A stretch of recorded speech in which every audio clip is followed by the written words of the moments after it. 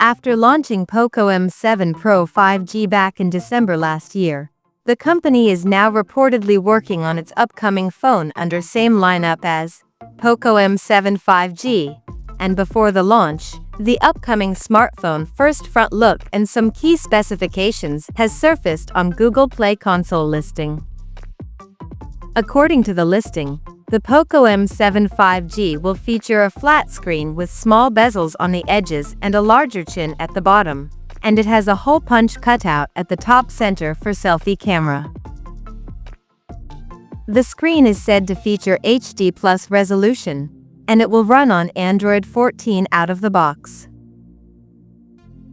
Under the hood, the phone will come powered by Qualcomm's Snapdragon 4 Gen 2 chipset, paired with 4 GB of RAM. Apart from this, there is no other details of Poco M7 5G has leaked so far.